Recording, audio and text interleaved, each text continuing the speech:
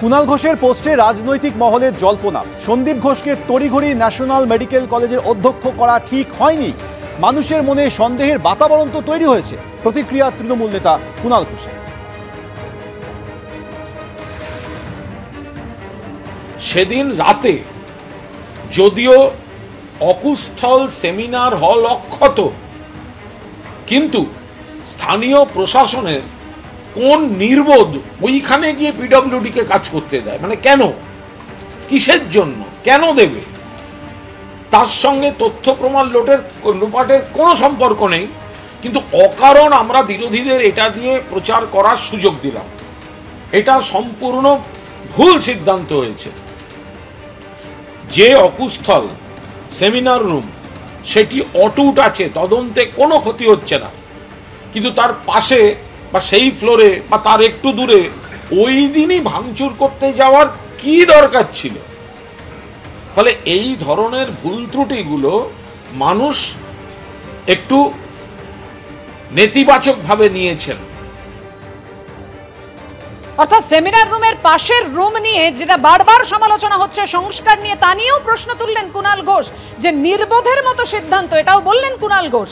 আর এই নিয়ে অর্থাৎ সোশ্যাল মিডিয়া পোস্ট এবং কুণাল ঘোষের এই বক্তব্য, তা নিয়ে সুজন চক্রবর্তী কি বলেছেন দেখুন। উনি নিজেই তো বলছেন যে মমতা ব্যানার্জি 3 ঘন্টার মধ্যে ওকে প্রিন্সিপাল করে অন্যায় করেছেন, ওটা ভুল করেছেন, ওটা লোকের মধ্যে ভুল ধারণা হয়েছে। তাহলে যদি মমতা ব্যানার্জি ভুল করে থাকেন, তিনি স্বাস্থ্যের মন্ত্রী, তিনি কেন স্বাস্থ্যমন্ত্রী থেকে চলে যাবেন না? কেন তার পাশে দাঁড়াতে হবে? কেন তার মধ্য দিয়ে আসলে এই অপরাধের পিছনের নায়ক যারা, তাদেরকে প্রশ্রয় দেওয়া হচ্ছে? না বুঝবার কোনো কারণ নেই, তথ্য লোপাট করার চেষ্টা করা হচ্ছে, না বোঝার কোনো কারণ নেই। এই সমস্তটা জানার পরেও মুখ্যমন্ত্রী যাদের পাশে দাঁড়িয়েছেন তিনি স্বাস্থ্যমন্ত্রী, মানে স্বাস্থ্য মন্ত্রক যে দায়িত্বপূর্ণ অপরাধ করছে, মানে দায়িত্ব জ্ঞানহীনের মতো অপরাধ করছে, না বুঝবার কোনো কারণ নেই। তো দায়িত্ব জ্ঞানহীন মন্ত্রক মেয়েটির মৃত্যুর জন্য দায়ী, স্বাস্থ্য ব্যবস্থাকে ধ্বংসের জন্য দায়ী। এই দায় মাথায় নিয়ে মমতা ব্যানার্জিকে চলে যেতে হবে স্বাস্থ্য মন্ত্রক থেকে। এটা লজিক্যাল দাবি মানুষের, এটা বুঝতে পারার যোগ্যতা কুণাল ঘোষদের নেই। উনি এখন কোথায় মমতা কোথায় অভিষেক অঙ্ক করছেন, করুন, তাতে মানুষের কিছু যায় আসে না, কিন্তু মানুষকে অসম্মান করবেন না, বন্ধ করুন। আরজিকর কাণ্ডে মমতা সরকারের পাশে দাঁড়ালেন অখিলেশ যাদব। তিনি বলছেন যথাযথ ব্যবস্থা নিয়েছেন মমতা বন্দ্যোপাধ্যায় সরকার। একজন মহিলা মুখ্যমন্ত্রী আরেকজন মহিলার যন্ত্রণার কথা উপলব্ধি করেন।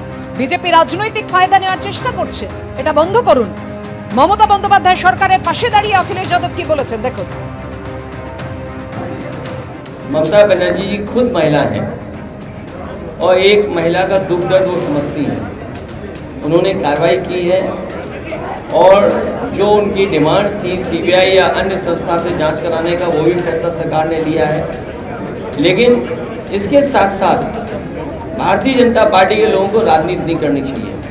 और अगर बंगाल के बारे में इतनी चिंता है, स्वाभाविक है जो घटना हुई है उस हिसाब से जो लोग डॉक्टर्स हैं सब लोग स्ट्राइक पे गए हैं।